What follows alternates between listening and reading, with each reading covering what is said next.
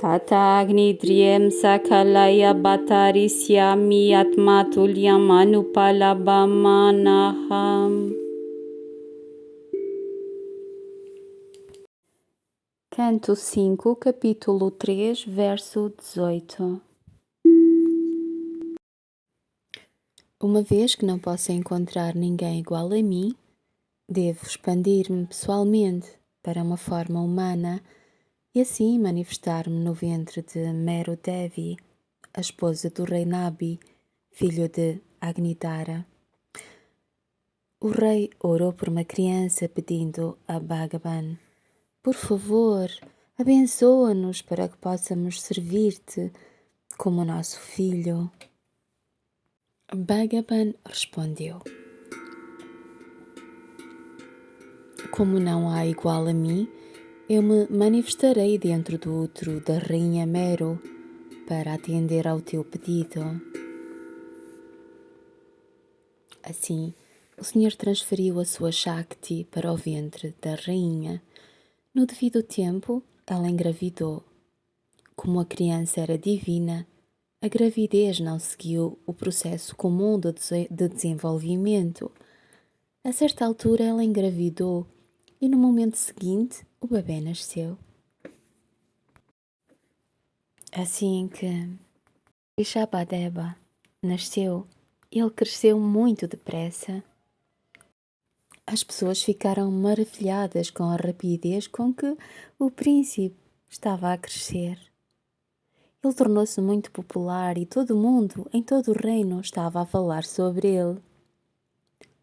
Quando Indra viu que o príncipe Rishabhadeva era tão popular, ficou com ciúmes. Ele disse: porque é que essas pessoas estão a ir até ele?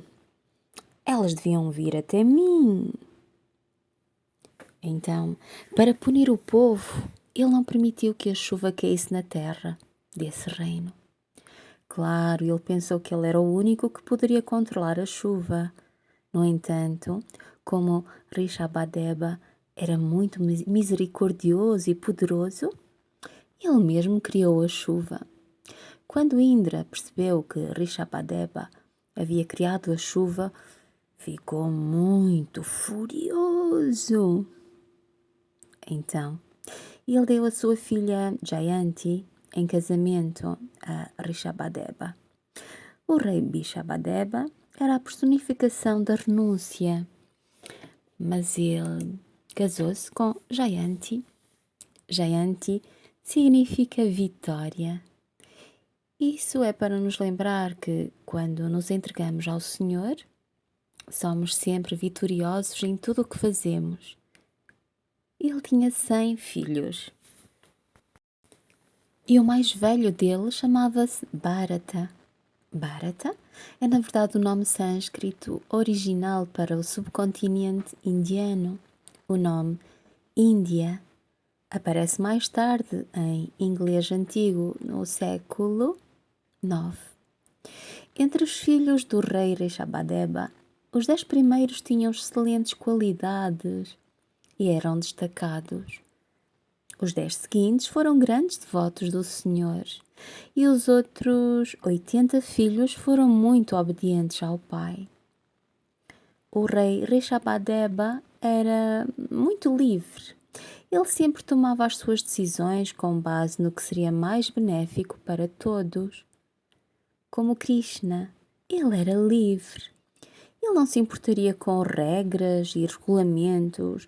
Ele não se importava com o que as pessoas iriam pensar, nem com o que elas diriam. Todo mundo se preocupa com isso, certo? Quando tu tens que fazer algo, tu dizes para ti mesmo: oh meu Deus, o que é que as pessoas vão pensar? O que é que as pessoas vão fazer? O que é que as pessoas vão dizer? Então, tu não pensas por ti mesmo, porque estás preocupado com o que as outras pessoas pensam de ti. No entanto, o rei Rishabhadeva faria tudo para o bem-estar da sociedade e para o bem-estar de cada pessoa que vive no seu reino. Ele nunca disse a ninguém: eu sou o próprio Bhagavan. E ele era muito humilde.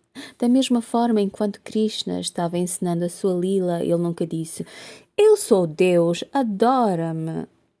Portanto, quando Bhagavan vem, ele vem em silêncio. Aqueles que o reconhecem são abençoados, mas quer as pessoas o reconheçam ou não, ele faz a sua obra na terra e depois desaparece. Assim, existem muitas encarnações do Senhor que não são conhecidas. Nem mesmo os Vedas podem dizer quantas vezes o Senhor encarnou. Ele toma uma forma para ser um com o povo. Na encarnação do rei Rishabhadeva, o Senhor disse: "As pessoas aprenderão por si mesmas com o meu exemplo." Assim, Bhagavan encarnou na forma do rei Rishabhadeva para mostrar, por seu próprio exemplo, a maneira de se render ao Todo-Poderoso. Certa vez, ele chegou a uma congregação de todos os sábios e estudiosos do seu reino. Lá, ele fez um discurso dirigindo-se aos seus filhos em particular. Ele instruiu-os sobre a vida, disciplina, como banir os maus pensamentos da mente, como viver uma vida piedosa e como controlar os sentidos. No entanto, ele enfatizou que, acima de tudo, eles nunca devem esquecer-se do Criador, porque Ele é a salvação final. Ele disse-lhes que, através do seu sadhana, eles alcançariam um certo nível de espiritualidade e atingiriam certos lokas. Mas este não deve ser o seu objetivo principal. Em vez disso, eles devem orar ao Supremo Narayana, porque ele é a salvação final. Então ele disse que, para chegar lá, eles deveriam cultivar bhakti, devoção a ele. Somente através da sua graça é possível alcançar esta salvação final. Portanto, o ponto principal da sua mensagem é: tu podes fazer o teu sadhana, tu podes ser disciplinado na vida, banir todos os maus pensamentos da sua mente, viver piedosamente, ser rigoroso, controlar os sentidos, mas aponta para a graça do Senhor, porque Ele é a salvação final e não há nada além disso. Tu podes não chegar lá porque estás preso pela mente, pelos gunas e pelos sentidos. No entanto, tu podes pedir-lhe pela sua graça e tu podes fazer com que Ele a dê a ti, amando plenamente. A salvação final só pode ser alcançada pela sua graça, nada mais. Ele também revelou a seus filhos que ele era uma manifestação do próprio Narayana, que nasceu devido às orações do rei Nabi e a sua esposa Meru. Ele disse-lhes que a verdade era o seu coração e o Dharma é onde está a verdade, onde a verdade poderia ser encontrada. É muito importante entender esta frase. A verdade era o seu coração. Significa: o seu coração é a verdade. Dharma era onde estava a verdade, onde esta poderia ser encontrada. Significa que, através do Dharma, cumprindo o teu próprio dever corretamente, tu encontrarás essa verdade. Além disso, como a essência de Bhagavan está no coração de cada um, a verdade também reside no coração de todos. E tu podes encontrar essa verdade quando fizeres o teu verdadeiro Dharma. Primeiro, tu começas a praticar o Dharma que Deus te deu no mundo exterior.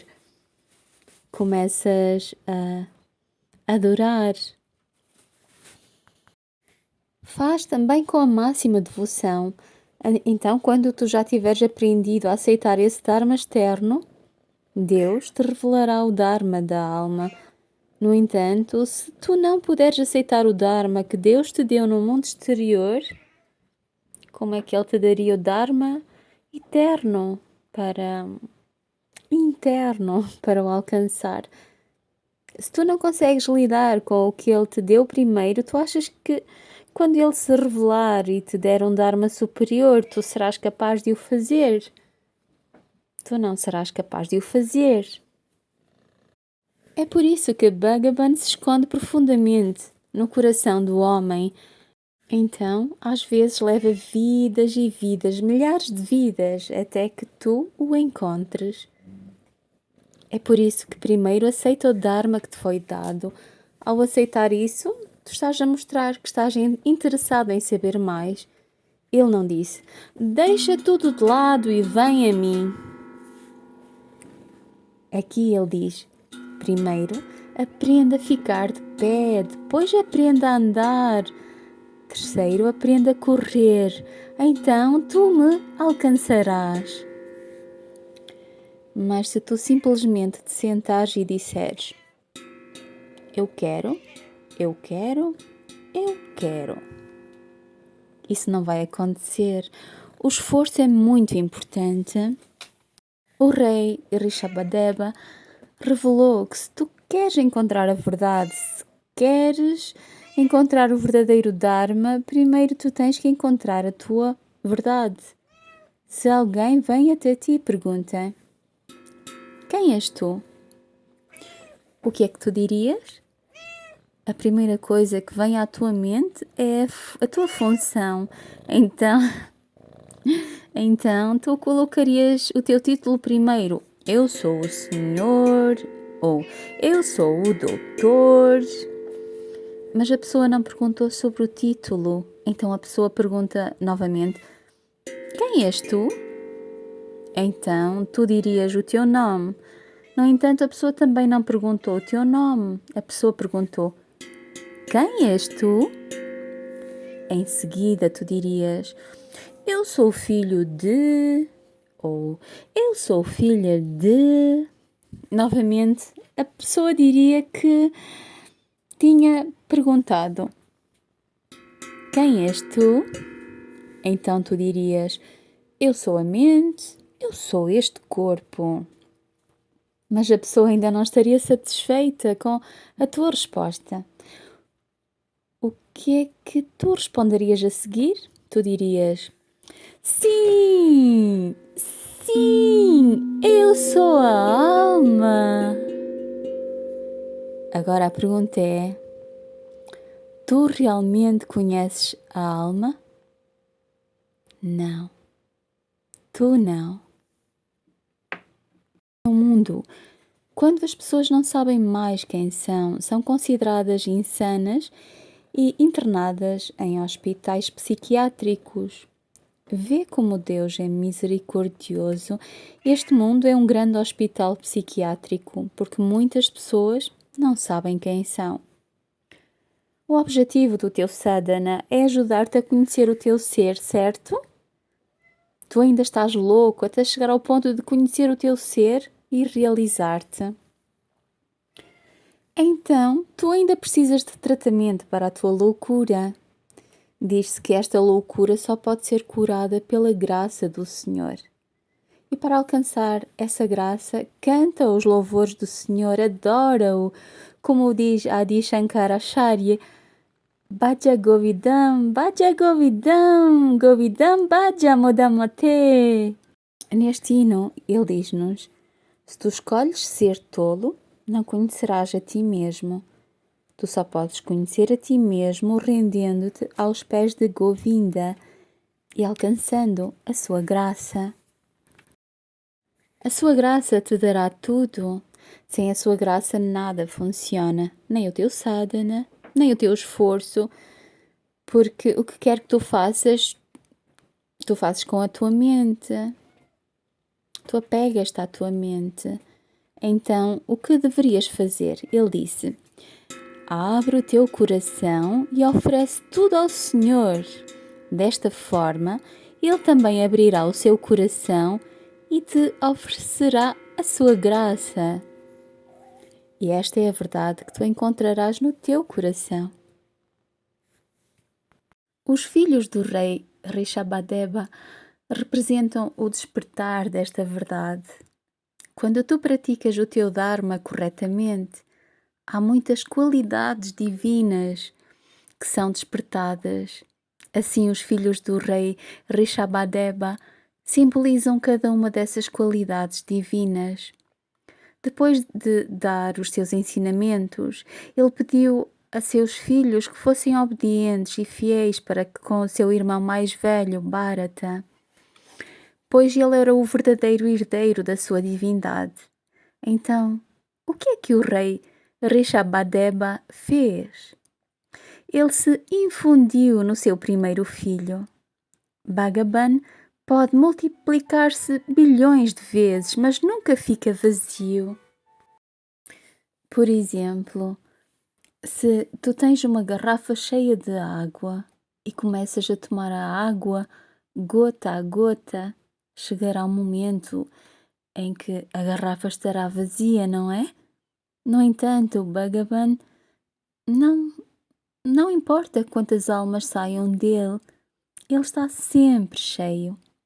É por isso que ele sempre pode ficar em Vaikunta, mesmo quando ele se manifesta na Terra. Em alguns yugas, ele encarnou 2 vezes, 3 vezes, 4 vezes ao mesmo tempo. Por exemplo, quando ele encarnou como Rama Parashuram, ainda estava na Terra, não é? Ele é tanto Parashuram quanto Rama. Isso significa que em Vaikunta, Narayana não está presente? Não, ele está sempre presente lá. O rei Rishabhadeva também pediu aos presentes naquela congregação que estivessem cientes da presença do Senhor em cada criatura, desde a menor até à maior. Tudo é a sua manifestação e, portanto, deve-se ser compassivo com todas as formas de vida. Depois ele coroou o seu filho Bharata como rei. O rei Rishabhadeva partiu para a floresta completamente nu. Ele era tão desapegado que não se importava com o que as pessoas pensariam sobre ele. No hinduísmo existe um caminho chamado Jainismo, que tem a sua raiz nos ensinamentos do rei Rishabhadeva. Os jainistas adoram Rishabhadeva como Narayana. Os renunciantes janaístas são principalmente homens e estão nus. Há também algumas mulheres renunciantes, mas elas não estão nuas. Alguns deles também cobrem o nariz e a boca para não prejudicar nem mesmo as bactérias que respiram. Não comem nada que cresça debaixo da terra e nunca colhem nada de plantas e árvores. Eles comem apenas o que cai das plantas ou árvores. Depois que Rishabhadeva deixou o seu reino, ele viajou por toda a parte, caminhando de norte a sul, de leste a oeste. Em todas as vilas e cidades, ele traria a sua mensagem de amar a todos e a tudo. Ele não se importava como as pessoas o tratariam. Então, algumas pessoas pensaram que ele era um homem louco. Da mesma forma, às vezes, tu podes ver pessoas que parecem muito loucas, mas na verdade podem ser grandes almas escondendo a sua divindade. Na Rússia há muitos loucos por Cristo. No hinduísmo também há muitos santos que são loucos por Deus. Então o rei Rishabhadeva era um deles. Enquanto ele perambulava como um louco, as crianças atiravam pedras nele. Algumas pessoas cuspiam nele. e outras zombavam e abusavam dele. Às vezes as mulheres até atiravam lixo nele, mas ele era uma alma livre. A sua mente estava sempre em Narayana, apoiando-se nele. Então, qualquer que fosse a realidade externa, ele não se importaria com isso. Às vezes ele sentava-se em um lugar sem se mover. As moscas cobriam-no.